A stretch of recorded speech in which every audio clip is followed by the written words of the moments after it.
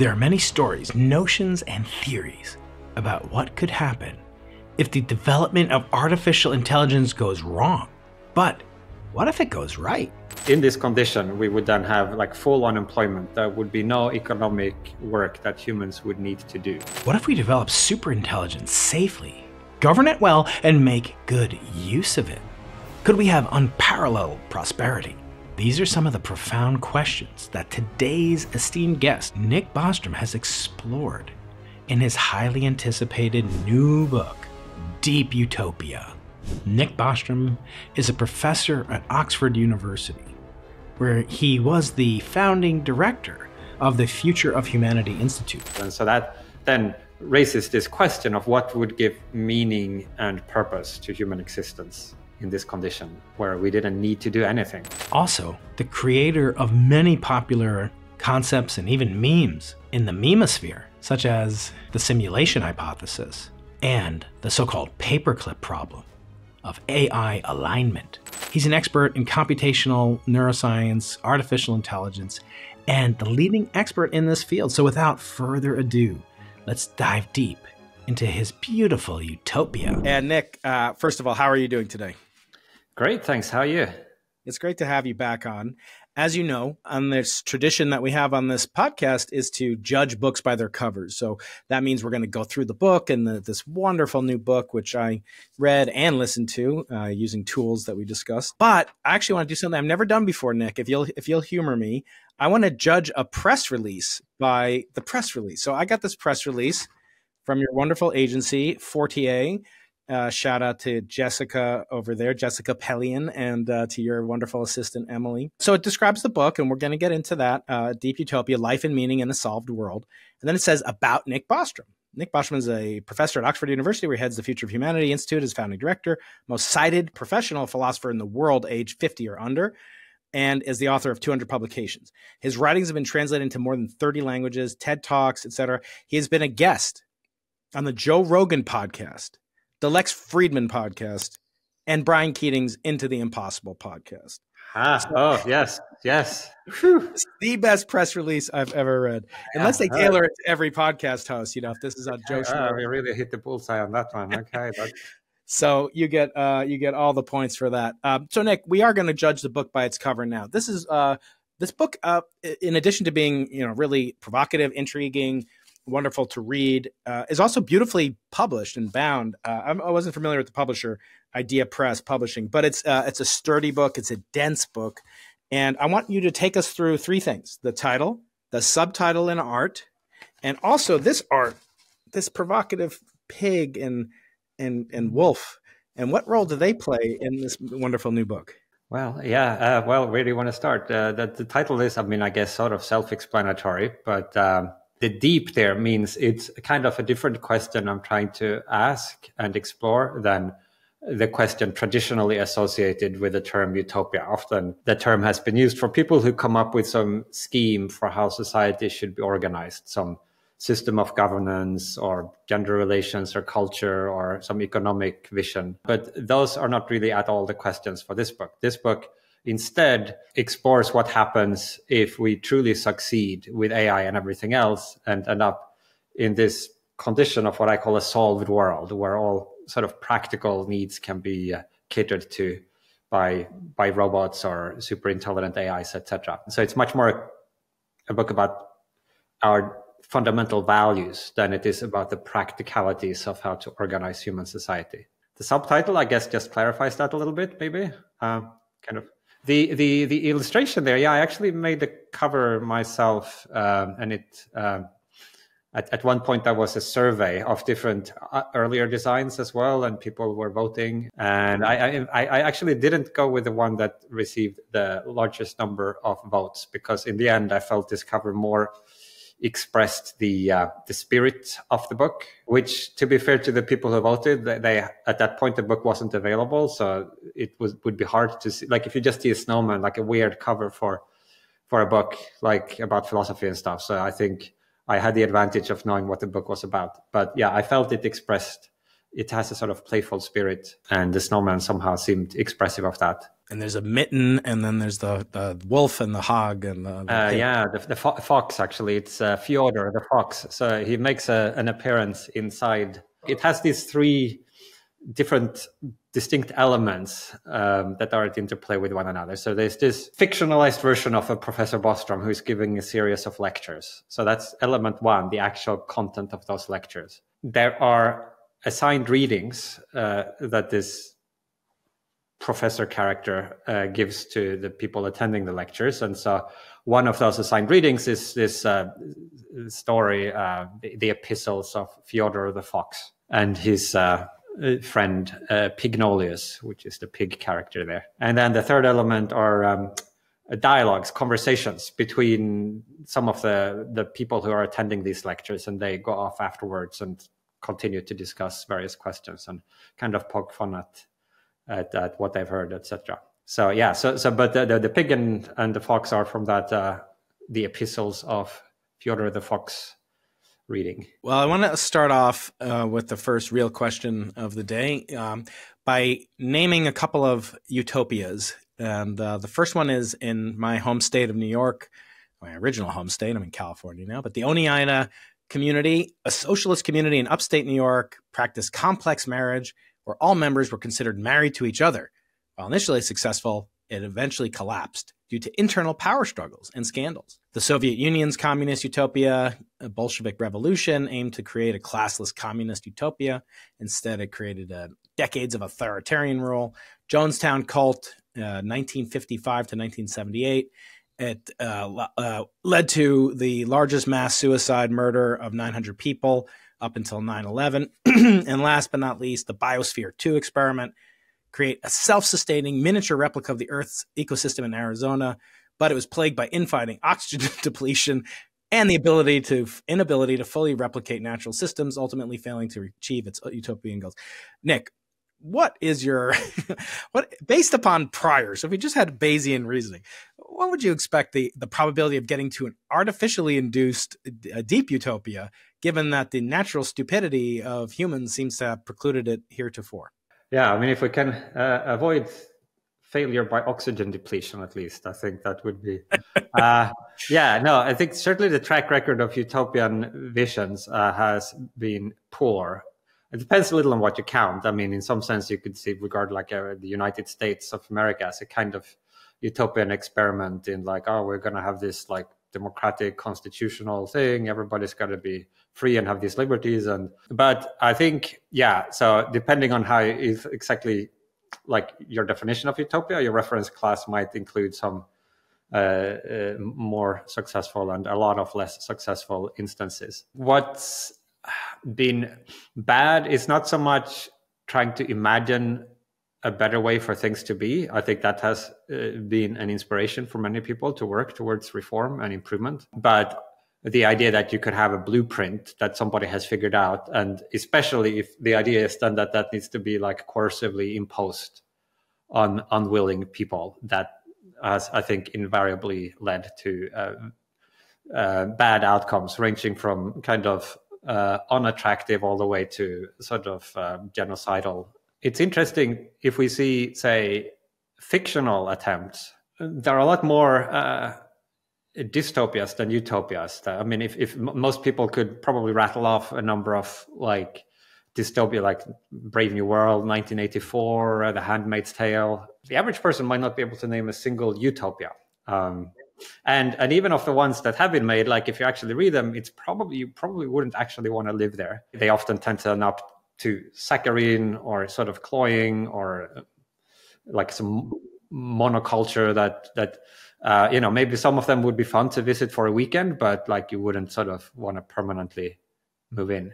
That is kind of interesting in that it's actually, even when you're allowing yourself the space of a work of literature that can just make stuff up, right? It doesn't even have to work in practice, but even just even that exercise of imagination is quite hard to conceive of a situation for humans that is radically different from the current one and still appealing.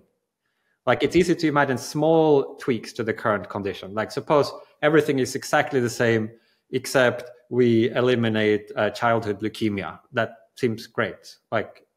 that would be better than what we have now, right? But as you sort of try to imagine more and more improvements, you very quickly get to this point where it becomes kind of bland or uninteresting, or some other thing seems to be lost, which is, I think, is an interesting fact about either the human imagination or our human values. Hey there, it's me, your favorite professor in the known multiverse. Do you want to know what my utopia looks like? It's a world where everybody who made it this far in the video also subscribed to my YouTube channel or followed me on their favorite podcasting platform.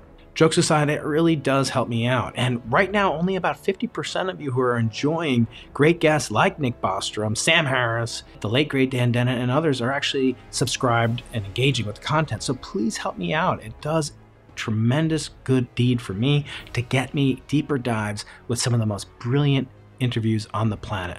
Please subscribe, follow, and share the podcast. Now back to the conversation. Absolutely. And, I look at these things and, I'm a practicing Jew, and I kept thinking of, this notion of Utopia, which would be, kind of reinstituting the laws, thousands of year old laws, and just how that would not necessarily be utopia, a utopian vision at all in a modern society. I mean, after all, we live better. The average person, the median human being in the West lives better than any of the richest monarchs of Europe, 80 years ago, 60 years ago.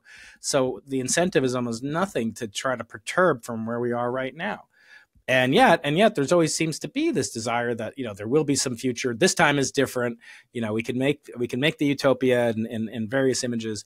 But I want to stick kind of close to you and what you and I do, which is profess as professors in various disciplines. You have a physics background, but are much more well known for philosophy. I love this chapter where you talk about some practical implications of it. You speak about templates of otium. So instead of looking at, possibilities that could come in the future, you look at actualities that are occurring right now. So you talk about the status of children in otium in a world where labor markets and so forth, participation can be considered. You talk about the status of children where they're loved beyond compare, but they have no status, no power. You talk about aristocrats, like in the Gulf states, bohemians, monastics, retirees, which come off, all of these come off very ambiguous as to is their status utopic or not. But the one I want to focus on is the plight of students, because that's very close to the theme of this book, but also what you and I do. And you say, although students don't do much paid work, one could, and certainly not my students, they're lucky if they make minimum wage, Nick. But anyway, students don't do much paid work. One could think of studying as a work analog, something they have to do, whether they feel like it or not, which has deferred payoffs. Students often have low incomes, few financial responsibilities, and limited need, but they have somewhat high social status. In other words, people think about what they'd like to do, and it's usually go back to school or, maybe even teach. Talk about what would you see in such a utopic, vision? What would you see for what I call the second oldest profession? What you and I do as largely unchanged since the year 1080 in the first Western university in Bologna, Italy, when there was a sage on a stage with a piece of rock and he was scraping on another piece of rock to raptured students. Tell me, what would the day in the life be like for you and me, in such a deep utopian environment? Well, so in a solved world, all right, so this is a setting at technological maturity. So we imagine at this point that technology has run its full course. And so we have in particular advanced AIs that can do all the things that we can do with our brains, and robots that can do all the things we can do with our bodies. And hence, basically, full automation of all economic tasks, with some exceptions that we can get to. But in this condition, we would then have like full unemployment. There would be no economic work that humans would need to do. Not only that, but a lot of other things that we do that is not in order to make money, but we have to do a whole bunch of other things to, like if you want to be fit, you have to go to the gym and work hard at the gym, right? If you want to make friends, you have to invest time and be there for them when they are in a dark place, etc., right? If you want to have a healthy mouth, you have to brush your teeth every day, etc. So you can go through a lot of what fills our days, even for people who don't need to work for a living. Like there's a lot of instrumental activity. We do one thing in order to achieve something else. But at technological maturity, that would all drop away. So you might think, well, how could you can't rent a robot to run on the treadmill on your behalf, right? That's something you have to do yourself. Well, now if you think it through, at technological maturity, you'd be able to take a pill that would induce the same physiological effects as exercise. And you can kind of go through the list of leisure activities one by one, and you'd find that many of them would become odious or unnecessary in this solved world. And so that then raises this question of what would give meaning and purpose to human existence in this condition where we didn't need to do anything. That then kind of sets up, which is really the heart of the book. The first bits are more kind of throat clearing, where I talk a little bit about this economic stuff, but then it's really just to get to the point where we can ask the questions about our fundamental values. What would you do if you didn't have to do anything because robots could do everything better than you? And that includes, of course, my job in sort of being a philosopher, thinker, and stuff like that. That's also something that AIs will surpass us at if this AI transition succeeds. So it's not the case that, all the boring, simple tasks would be automated and then we would be the only ones who could do the creative stuff. But the creative stuff also will be better done by machine at technological maturity.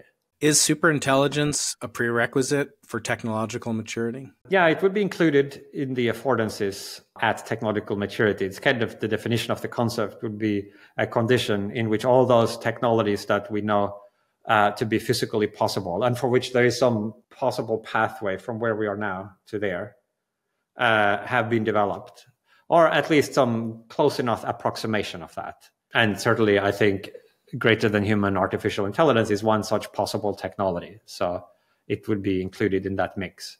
I guess you could theoretically, although less realistically, but theoretically, you could imagine getting to a place without superintelligence that would unlock almost all the same affordances by just say, if human programmers had millions of years of writing software to automate a task one at a time, like eventually when you've kind of made enough of that software, maybe you could automate basically everything.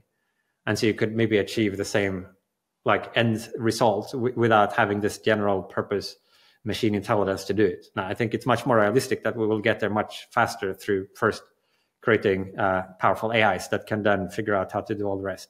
But at least conceptually, there would be more than one way of kind of reaching an equivalent endpoint. 52 years ago, the Club of Rome, which I don't think exists, or at least they're not asking me to join it, published a report called The Limits to Growth. And it was the first to model the planetary interconnected systems that are depending, the dependent variables upon which the future of society, industrialization, food production, population growth, and resource depletion would eventually, according to them, lead to carrying capacity, and then it would overshoot and collapse. We haven't hit that. There's Ehrlichman and many others predicted, kind of a doomerism and the rise of all sorts of population bombs and things that never came to happen. And yet, I'm an astrophysicist. So we live on a planet. We live on a rocky planet surrounding a mediocre star that provides a lot of our needs, but we're nowhere close to getting towards what my first guest on the podcast was, the late, great Freeman Dyson. And, his Dyson sphere, they're very long way off, perhaps impossible. Are there planetary limits to growth that could preclude superintelligence from ever coming about? I mean, there are planetary limits. I think they're fairly high up if we imagine more advanced technology that could do a whole bunch of stuff, even if we stipulate we were restricted to the resources of Earth and the solar insolation coming down and hitting the surface of our planet. There's still plenty of room just within those parameters. I do think clearly for a technologically mature civilization, space expansion would be possible, including Dyson spheres or the equivalent, sort of harvesting the astronomical amounts of energy and other resources that exist out there. There have been various studies on kind of conceptual designs for different kinds of space probes and for Neumann probes and constructions like the Dyson sphere that seem perfectly consistent with the laws of physics. And so I'd imagine a technological mature civilization could develop and deploy those. That being said, for the purposes of asking these questions about deep utopia, it doesn't so much focus on the extensive question, like how many people could you sustain, over on a planet or a galaxy or beyond. Like, it more thinks in terms of an individual human life, like yours, for instance, like what would be the best possible continuation of that. If we imagine, for instance, that you could fix a lot of the diseases and poverty and injustice, etc., like if all those practical difficulties that beset human existence were somehow removed, like what would be the best possible continuation?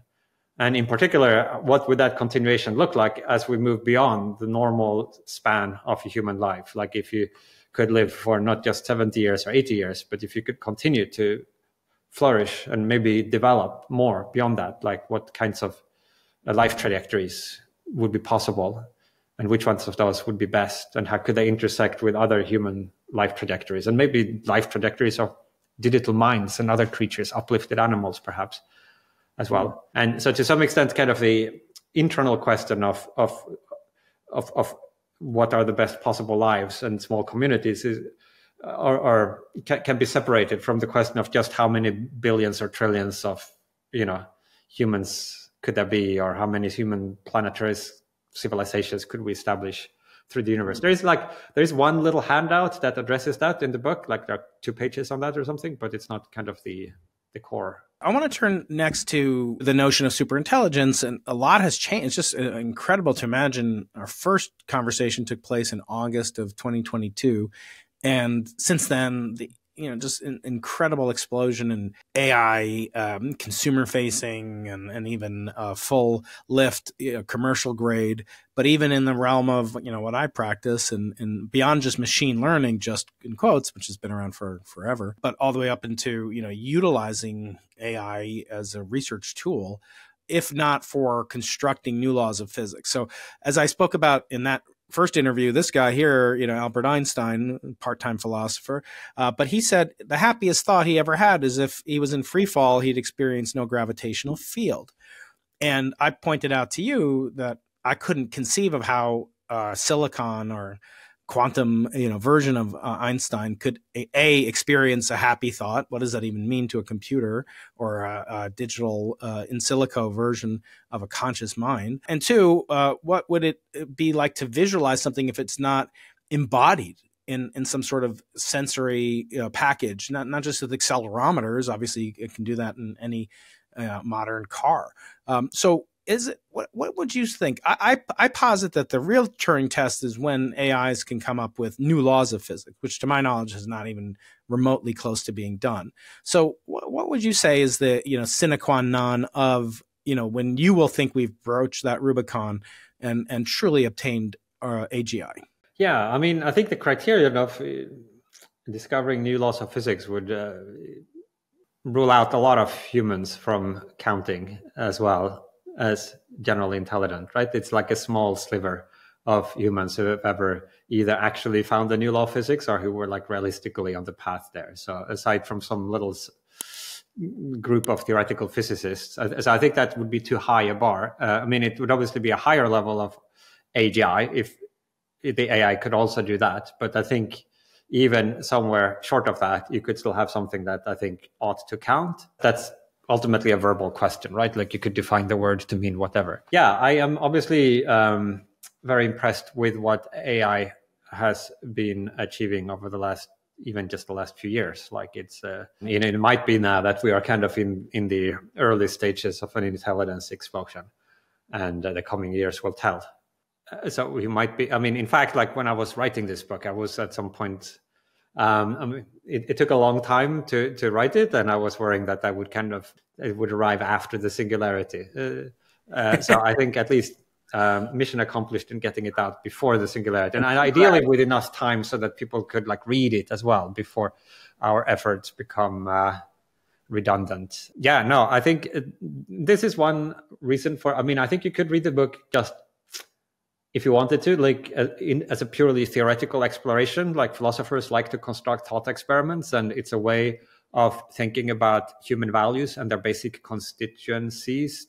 If you kind of almost like a particle accelerator smash little bits of matter together at extreme energies, right? And create sort of exceptional conditions where they split apart and you can study the quarks and components. And then you can like figure out, right, so what we can see in particle accelerator, probably the same principles are at work all the time. It's just we can't see it in ordinary matter because it's kind of hidden inside, deep inside the nucleus, right? And so similarly with some of these philosophical thought experiments, you create extreme conditions that allow you to smash values together and study their basic constituents. And then you can kind of extrapolate from there and say that in our ordinary lives, maybe the same constituents are present. It's just we don't see them because they're kind of concealed behind all kinds of practicalities and limitations that, fill up our daily lives. So that's one way you could read this book. Now, for me, there is another way of reading it as well, which is that if we're actually in the early innings of an intelligence explosion, or if that's something that might happen perhaps within the lifetimes of some of the people watching this, then there might be a time when some group of humans, like whether it's like a few people in some AI lab or some government or more of a humanity-wide process of deliberation, will have to actually form a view about what we want with this fantastic technology that we will develop. Like, what do we want the long-term trajectory to be? And that will be very hard deliberation, and the conclusions might shape things for millions of years to come, potentially. So I felt it would be nice if whoever goes into that deliberation had something like to read in preparation to kind of partly equip them with like some useful concepts and questions and considerations, and also ideally to put them in the right spirit so that they could approach such a deliberation with the right kind of attitude. I think a kind of sense of expansive generosity, playfulness, thoughtfulness, open-mindedness, which I'm hoping the reading experience of this book will also help convey to the reader. How has AI changed your day on a day-to-day basis since we last spoke 2.5 years ago or 2 years ago?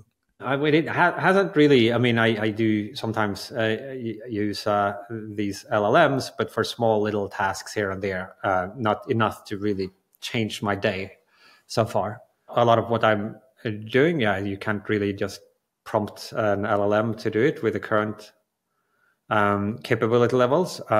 But I think a mistake many people make still today, even as awareness of the potential of AGI has spread, is that they over-index to what AI is now. So people think, oh, well, what is AI? Well, it's basically ChatGPT-4, and we can start to think about all the different applications from that, how you could apply it, maybe develop a healthcare app and like a translation app and a tutor app. But it seems very plausible that just as Gemini or ChatGPT-4 is miles ahead of where it was only 4 years ago. Similarly, 4 years from now, we will have way more generally intelligent AI systems. And we should be looking more at where the puck is going, rather than thinking we have now basically achieved the kind of AI we will have, and we just need to think about how it's going to impact society. It's very much a moving target. Can you talk about simulation theory and how it might be resonant, especially with their ethics, the ethical responsibilities that either humans or silicon may have for the denizens of the deep utopia? First, recapitulate for the audience that may not have heard the first conversation. Simulation theory, what is it? And then how does it resonate with this problem of utopia as you articulate? Yeah, so the simulation hypothesis is that we are living in what is literally a computer simulation constructed by some advanced civilization. In fact, this would be one of the affordances at technological maturity, the ability to create perfectly realistic virtual environments, at least realistic enough that the people inside them couldn't tell them apart from physical reality. And also to simulate brains in computers at a sufficient level of granularity that these simulated brains would generate conscious experiences. The simulation argument tries to show that one of three alternatives, at least, is true. One of which is this simulation hypothesis that we are living in a computer simulation. And there are two other alternatives: either almost all civilizations at our current stage of technological development go extinct before reaching technological maturity. There's like a second alternative. And the third is that there is some extremely strong convergence amongst all technologically mature civilizations, that for one reason or another, they all just refrain from using their immense computational resources for the purpose of creating these computer simulations, ancestor simulations. So it imposes, the simulation argument does, a constraint on what we can coherently believe about the future and our place in the world. Now, if we zoom in on the first alternative there, the simulation hypothesis, then yeah, it is an interesting question how that would interact with these questions of utopia. I mean, logically speaking, you could still ask whether we are in a simulation or not in a simulation, what would be the best possible continuation for us? The practicalities might be significantly influenced by the simulation hypothesis. You know, it either might make it easier or harder for us to actually attain that. It would be more in the hands of the simulators than in our own hands if we are living in a simulation. Certainly they would have a say in the matter, right? They could, if they wanted to, either teleport us into utopia right away, or switch off the simulation and we pop out of existence, or nudge or steer it in different directions. So I think the simulation hypothesis would indicate that there are additional levels of reality over and above the one we sort of see around us, and that there are very powerful beings in the form of the simulators that whose values and goals would ultimately perhaps determine our fate. But yeah, the value questions are, I guess, at least at first sight, orthogonal to the question of whether we're in a simulation. Although it is interesting to explore, there might be certain linkages at certain places. If you thought one of the things that make our lives currently valuable is that they could have immense causal significance, the fact that we can, depending on our choices and our actions, change things for the better or for the worse, potentially on a very large scale, especially if you think we're kind of close to an intelligence explosion. You know, maybe the actions we take over the next few years could have potentially astronomical implications. If you think that having such significance in your life, it makes that life better in its own sake, then you might think, if we're in a simulation, well, it's not the case that our current lives perhaps have such big significance, because the simulation, like, ultimately we have to share credit or blame, I guess, with the people constructing the simulation, and maybe our ability to have causal impact would be less. Like, depends on which particular kind of simulation, but like, at least for some classes of simulation, that would be the case. Then you might think our lives already have less of that kind of causal significance than you might have thought. And so then, if you then consider this condition of a solved world, where like one of the problems there is maybe we wouldn't be able to have much significance if we lived in a solved world, because there wouldn't, like, we couldn't have significance by solving problems if all the problems are already solved, and whichever problem weren't solved could anyway be better solved by AIs. Well, if our current existences are already more impoverished of significance than we had thought, then maybe that problem is less of a problem, because we wouldn't be losing much significance. Or you might think, right now, part of what makes it so exciting to be human is that we discover new things for the first time. Our scientists do, and individuals maybe live lives that have never been lived before. So there's like novelty and originality. You know, maybe that would be less likely to be true if we were simulated, if there were just a lot of other simulations, or maybe the same or a similar simulation had been run before. I call that the Kardashian problem. Why are there so many Kardashians? Yeah. Why do we need to talk about that last time we spoke? Now, it might be that even if we're not in a simulation, we are anyway not so novel and unique. I mean, particularly if we are in an infinite universe, there would already be infinite number of people arbitrarily similar to us who've lived similar lives. But maybe you think, we only need to be unique within the part of the universe that we can causally interact with. And so then, if we just have an infinite universe, like, most of that would be outside of our causal reach. So if you somehow say that doesn't matter, the fact that we are kind of redundant with what has already happened elsewhere. But in the simulation hypothesis, there is a possibility we could causally interact with other levels of the simulation stack, etc. So maybe then the fact that there have been other people like us before us and will be after us, maybe that would reduce. So these are more subtle ways in which you might think certain kinds of human values could be affected by the fact that we are in a simulation, if that is indeed a fact. Naturally, when I spoke about this with Ben Shapiro many years ago, he basically tried to convince me that the simulation hypothesis is just an all-powerful deity, like modernized with newfound layers of technology. But essentially, it boils down to religion, because it brings up things like ethics of the simulators to the simulated, and the granularity and what details do you focus on, for moral good, for ethical reasons. What do you say to critics that basically say it's just a rebranding of a good old-fashioned or bad old-fashioned religion? Yeah, so the simulation argument doesn't start with a religious set of assumptions. It starts by just taking for granted that the kind of standard scientific view of the world is correct, that there is this physical universe around us, that we can discover its properties and invent more and better technologies, including in particular compute technologies and VR, etc.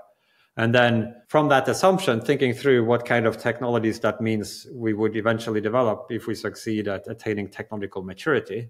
And then, with some probability theory, you then get this constraint that one of those three propositions is true. Now, it is true that although the starting point is just standard kind of materialistic view of the world, right, that scientists tend to assume. The end point, if we in particular pick that alternative, the simulation hypothesis, does have a lot of theological resonances and parallels and analogies. It kind of moves us in that direction of we would have to recognize that our world might be created, at least the part of the world that we inhabit and see and experience, by some entity that might be far greater than us, maybe not literally omniscient, but super intelligent, and maybe not literally omnipotent, but able to intervene inside our part of reality, including in ways that would contravene the laws of physics that we have observed. Like, if you have access to the root access to the simulation, you could, in theory, go in and tweak and change it.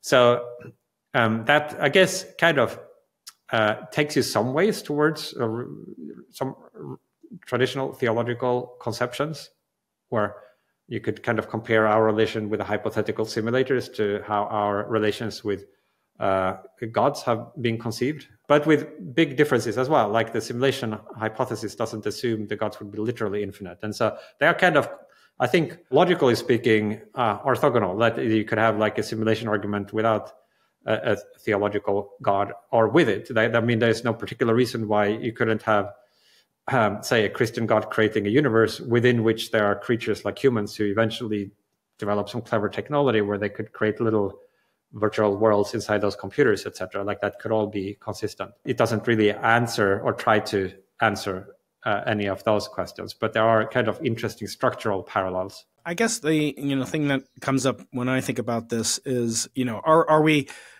are we kind of past the Rubicon? In religion, we don't have a chance to get root access, as you say, because you have this omnipotent, omniscient being that controls the bash script.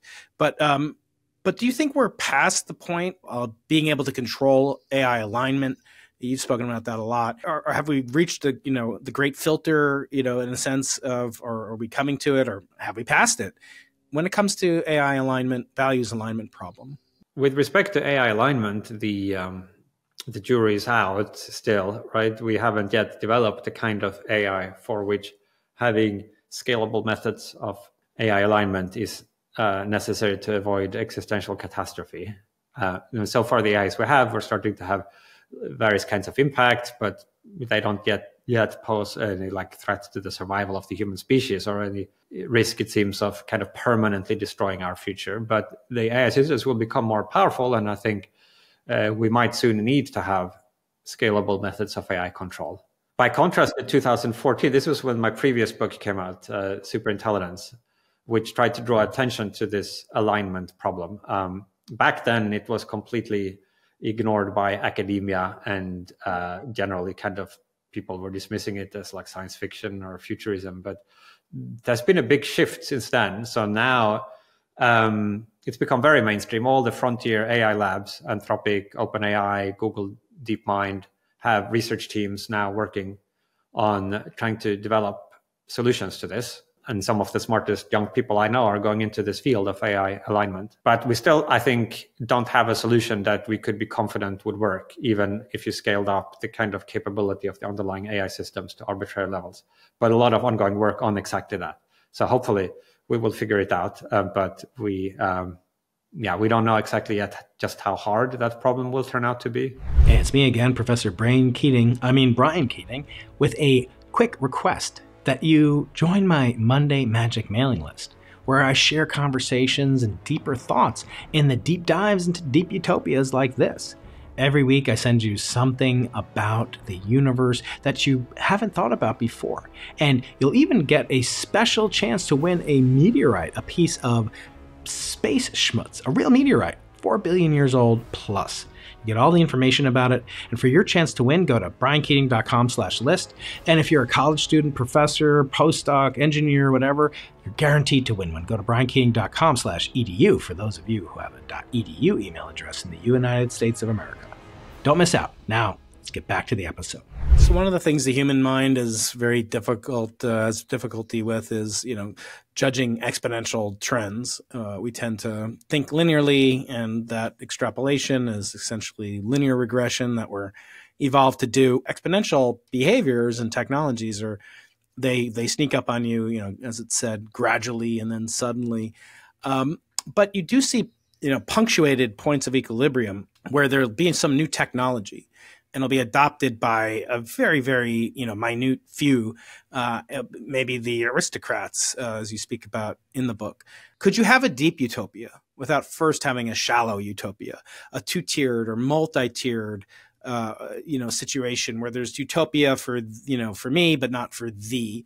How would you envision that this would occur, or would it just occur all at once? Yeah, so those are, I guess you could make different empirical scenarios about how things might unfold. My guess is when we really get into the kind of steep part of the intelligence explosion curve, I think things will happen relatively rapidly, so that I don't think there will be many decades where we sort of get just incrementally better AI until at the end of those several decades we have superintelligence. But I think once you get the kind of positive feedback loops, once AI is good enough to really start to make as much or more contribution to AI research as humans are doing, then I think you might get something quite fast, so that it will all shake out within a few years, for better or worse. And then, we don't know this at all, but it's at least conceivable that you might get a kind of lock-in, so that whatever conditions are then established become permanent, in the sense that one of the technologies produced by the superintelligence is the ability to prevent itself from getting deflected from whatever course our civilization is on at that point. And incidentally, this is something that can't be completely ruled out even without superintelligence, just with, say, current levels of AI, if applied more broadly. You could imagine it rolled out to unprecedented levels of surveillance or automated propaganda, or censorship regimes, or other ways of kind of stabilizing the global discourse, so that some particular orthodoxy is frozen in. And it just becomes a lot easier to stigmatize anybody who deviates from that. And if you get a sufficient level of that in, then it might sort of just lock itself in, so that with each kind of subsequent generation, it becomes even more efficient at weeding out dissent. That, I think, is a possible outcome, because you could think of sort of global discourse and our political dynamics and discourse dynamics as kind of taking place within a frame defined by various parameters, like how easy it is to do mass communication or to understand keep track of what each person has said in the past and what their views are, even if they don't say it explicitly. Can you read between? Like, we know from history that when you change the knobs on some of these parameters, it can have profound effects on what kind of political equilibria emerge. So with the invention of writing, you could have states like that could keep track tax records and stuff, and you could then, that just changed what kind of political systems you could have. Like with the printing press, we had like decades of religious war, and then we had the rise of democracy. That all became feasible with writing. Very hard to do on a large scale without writing. Again, radio and television, like broadcast technology, seems to have had a big impact and maybe helped some of these like totalitarian ideologies proliferate. Like when one leader could speak to the whole nation and get the masses on board to march according to their like vision, and you have like Nazism and communism and other, and more recently with social media. I mean, we're still in the midst of that. We don't know how it will shake out, but it seems like it's having some kind of impact on our political discourse and on elections, etc.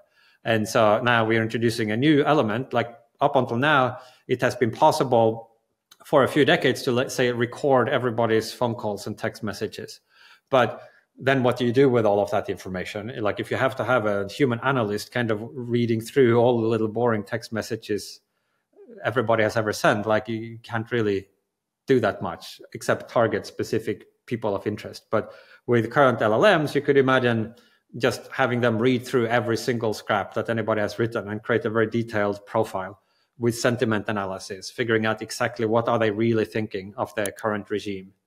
Do they have any forbidden thoughts reading between the lines? And then you could couple that with some kind of social scoring system that could then just automatically create fine-grained incentives for everybody to hew the line.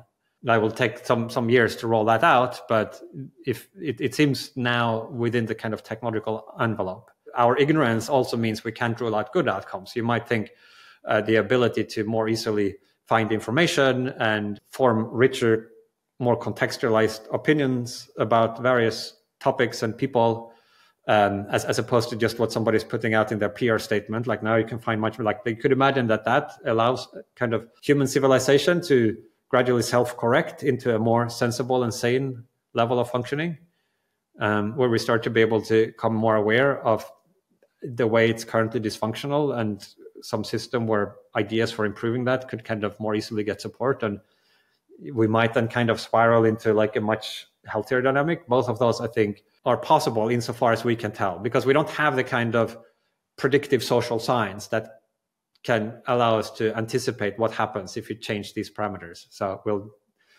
as long as there is ignorance, there is hope. And there's a lot of ignorance. I think we found the title to this episode, Nick. So back in 2008, you wrote a story called "Why I Hope the Search for Extraterrestrial Life Finds Nothing. Where Are They?" in the MIT Tech Review. And back then, you also made reference to utopian societies, including alien cultists, and the cult, or a collection of those that believe that aliens are here, and not only that, they will lead to, many believe, to a utopian future. Have you updated your conclusion that you hope there are no aliens from 2008, or could they enter, perhaps usher in the era of deep utopia? Well, I mean that would be possible if we encountered friendly aliens with super advanced capabilities. They would presumably be able to use those capabilities to help fix a lot of what ails us currently. That seems possible. Now, I don't think my probabilities have updated that much regarding either the likelihood of encountering extraterrestrials or the desirability of finding more primitive forms of extinct life, like that paper discussed. There is a guy, Professor Robin Hanson, who's more recently written some stuff, developed some interesting new models for how to, try to estimate the likelihood of us sharing the observable universe with alien civilizations. And you could, you might want to interview him separately on that. It gets a little bit intricate. That's I think the most interesting new piece of analysis on that topic that has emerged in the intervening years. But I haven't. It hasn't led me to make any big update on that particular question. And so I take it you're not particularly swayed by the claims of physical evidence of non-human biological material as claimed by certain members of the U.S. military.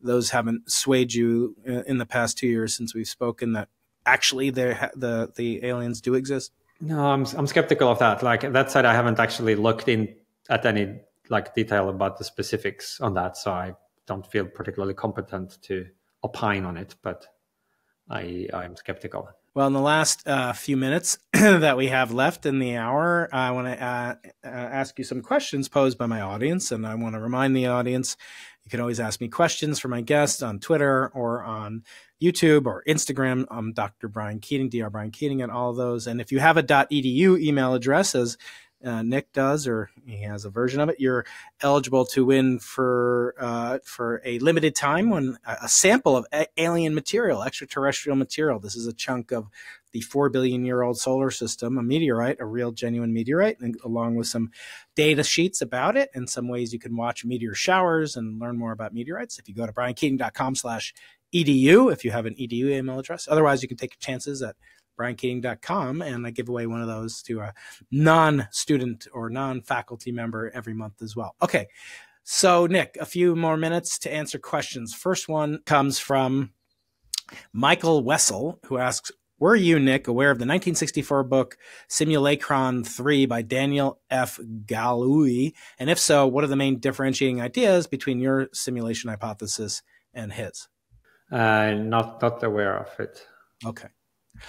That's a rapid fire answer. Good. Reza's hand asks a question that we touched on already. Dr. Keating, it would be great if you asked him about his idea on the great filter. Do you have anything new to say about the great filter? Yeah, no, I guess we talked about that a little bit. I guess the part that I didn't fully answer was where we might now be past it or not, which I think came up in passing in one of your questions. And so I think we are past the most likely places where the great filter would be. I think there are some very plausible candidates early on in the evolutionary trajectory of life. I mean, even from getting to any kind of simple replicator on an Earth-like planet, for aught we know, that might be really hard. And then subsequent steps, such as from prokaryote to eukaryote, it looks like it took, something like 1.5 billion years here on this planet. Maybe that was just really unlikely to ever happen. And on, 10 to the power of 50 planets that reach prokaryote, maybe only one gets to the eukaryotic state. For all we know, that could be the likelihood. And we are just lucky to find ourselves on one of the planets where by some astronomical coincidence, it happened. And there are a few other places where the great filter could be in our past. I think there are significant existential risks for humanity in the future, but some of them are such that they wouldn't account for the absence of sightings of extraterrestrial civilizations, even if they happen. So superintelligence going wrong, say killing off all humans, it's kind of an existential risk, right? But there's no reason this superintelligence might not then build space colonizing devices, von Neumann probes, and expand through the universe. And so that kind of existential catastrophe wouldn't account for the absence of sightings. There are a few others that we could point to, like experiments in synthetic biology and increasing capabilities there could, for example, make it too easy to create various forms of weapons of mass destruction if we're unlucky, if that's how the science unfolds. Those could pose existential risks. The problem there is it's a little hard to see how they could be so likely to destroy a civilization at our stage that they would kill off, say, more than 90% or 99% of civilizations at our stage. You would imagine every once in a while there would be some civilizations at our stage that would have its act together sufficiently to police those kinds of misuses from, say, synthetic biology. Maybe, in one civilization out of 1,000, you have some very rigid world state that controls what everybody does. And if some dangerous synthetic biology is discovered, they just ban anybody from accessing biolabs without being continuously monitored by trusted. Like maybe that would account for maybe 90% of our, if we're unlucky, like civilizations are 99.9%, but it's hard to see that not at least some branches would get around that with some sufficiently like unusual forms of social organization.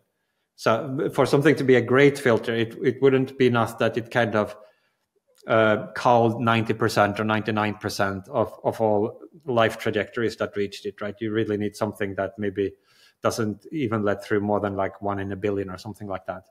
So some of these more contingent looking disasters wouldn't really be plausible candidates. It still might be very worth worrying about from our point of view, like something that kills even just 20% of civilizations that reach our stage, like very well worth paying attention to, so we can like route around it, but less likely as candidates for a great filter. Okay, H. Reedwork asks, is objective reality possible for humans? What does objective reality mean for artificial intelligence? If AI evolves and incorporates objective reality and pushes it into everything, would that squeeze out a human understanding of reality? I guess it's some cybernetic type question, Nick. If we do achieve, these levels of superintelligence, will that have a back reaction, a kind of effect on humans themselves? Yeah, how to interpret the question. I mean, it might be like one version of the question. I'm not sure that's what he was actually wondering about, but it's okay. You could imagine if we have AIs that become more epistemically reliable than humans as sources of information about the world, would that then eliminate the opportunities for humans to form their own crazy beliefs about all kinds of things? If you have these kind of oracles officially vetted and confirmed, like AIs, you could test them on a lot of different topics, and wherever we can actually objectively check whether they were right or not, they're always right, or at least way more often than any human. And then we can ask them about other areas where we can't easily check. We might assume they're probably right on those topics as well, if it's the same mechanism producing the answers. So you might then have access to this kind of epistemically superior source of information about anything you might be wondering about. I wouldn't underestimate our human ability to ignore that evidence that we would get from the AI. I think we have ample resources to create our own illusions when we are motivated to do so. But even in the context, I'm thinking now of the recent Google Gemini debacle, where we had become so attuned to and accustomed to asking questions, so much so of Google that we trust it more than any priest, minister, rabbi, oracle, mentor, professor, that some of that caused a lot of cognitive dissonance when you asked it to make a picture of, a George Washington founding father, and it came back with a black woman with a wig on.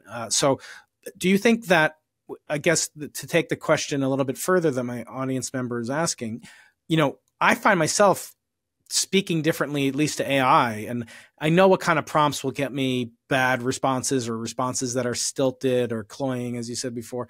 But so I'm adapting the way that I ask questions. And I guess if you did have 99.99% capable superintelligence, would there be an effect on maybe evolutionarily how we ask questions? You don't have to really look it up anymore on a static site. You look it up on an LLM in your ear or a humane AI pendant. So I'm asking, I'm modifying my audience member's question. Could it have a back effect on the human species in a sense? Yeah, I mean, we shape our tools and then our tools shape us. It has to be the case that, say, the internet and email and social media shape the way we think and the questions we ask and our attention span, etc. And AI will also do that. I do think, though, the evolution of AI systems is very rapid. And so if it takes time to really change human modes of thinking and culture, like many years to sort of really soak in, and for children to grow up with it, to really be shaped by it, there might just not be enough time for any particular generation of AI systems to really have its full ramifications take place. There will be like a sequence of different impacts on human cognitive styles, but each one might only last relatively briefly before we have the next generation. And we shouldn't only think of these as like language models, right? Like we start to have more multimodal things now where we will be able to have like these kind of conjured up video sequences of imaginary realities, and then presumably 3D virtual environments, and then like increasingly capable and smarter, knowledgeable AI systems that will shape us just by, even if they're just like they're helpful to you as an individual, that already would naturally shape your thinking over time. But even more so if you imagine some of these are tools in the hands of various human groups with agendas that specifically want to shape your thinking. And so I think we are starting to see, but we'll see much more of these big AI systems as points of contention where big political pressures will build up to try to get them to say or refrain from saying various things. And different people and different groups will have different views about, you know, what they should say, but particularly about questions of like politics or religion or ethics or culture that are contentious, right? And as these systems become more and more influential in society, it's natural that more and more people will start to care about exactly how they are trained. That's kind of inevitable. Do you have a few more minutes, Nick, to answer? Maybe one more question we can do. Okay, one more question. Yeah, buddy, 752 asks the following question. I'd like to hear his candid thoughts on the response in the Western world to a global germ, perhaps in the context of utopian thinking, and what went wrong or right, in particular, from your vantage point in Europe. What lessons could we learn from such an event? Yeah, what I would say to yeah, buddy, is I think our civilization certainly didn't cover itself in glory in how it handled such an event in our recent past. And the fact that it's still a little bit difficult to talk about, that you feel anxious about talking about it for fear of being kind of, I don't know, like penalized by the Google algorithms or something is quite outrageous. There should be some sort of post-mortem analysis of what went wrong and the herd mentality of people kind of rushing to come on board with one particular official narrative and then immediately deplatforming anybody who had a different view. Some of those views now in hindsight become clearly like quite plausible, but one thing to be aware of is when you have a situation where there is, for whatever good, bad, or random reason, some big filter in what opinions you're allowed to hear, you need to take that into account in your own thinking. Like you might only be hearing one side of the question, presented with one side of the evidence. But if the other side is just filtered out, like analogous to the great filter, we don't, then you might need to yourself try to make some corrections for that.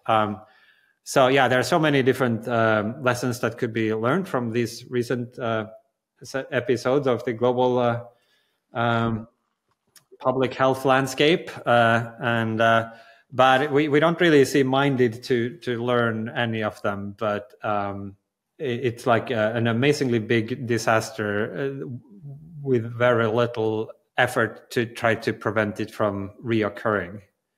Compared to if there were, like, say, a nuclear incident, as there have been, like with Chernobyl and other things, or even smaller industrial accidents, or if like a Tesla car, runs over somebody, like then there is like a massive effort to try to figure out, or an airplane drops from the sky and 200 people die, tragic. But then there is like a systemic effort to figure out exactly what was responsible for, the engine's failure, and like what was responsible for that thing, and backtrack and learn and implement the lessons.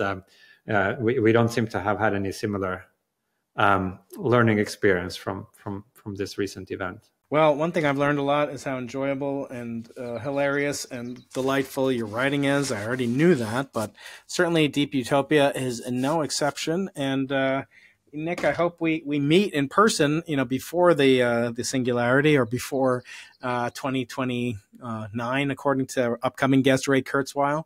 He's updated it, and maybe he thinks it's even sooner than that. It keeps getting nearer. His books have to keep having new titles that make it more relevant. But I want to thank you so much for this wonderful book and another great conversation. And I wish you all the best. Thank you. Great talking to you, Brian. You made it all the way to the end. Congratulations. What'd you think of this new Utopia? Well, I know if you enjoyed this interview with Nick, you'll enjoy his previous appearance on the podcast, and you'll enjoy this playlist of all my conversations with scientists like David Chalmers, Dan Dennett, Sam Harris, and more in my Artificial Intelligence and Consciousness playlist. Enjoy.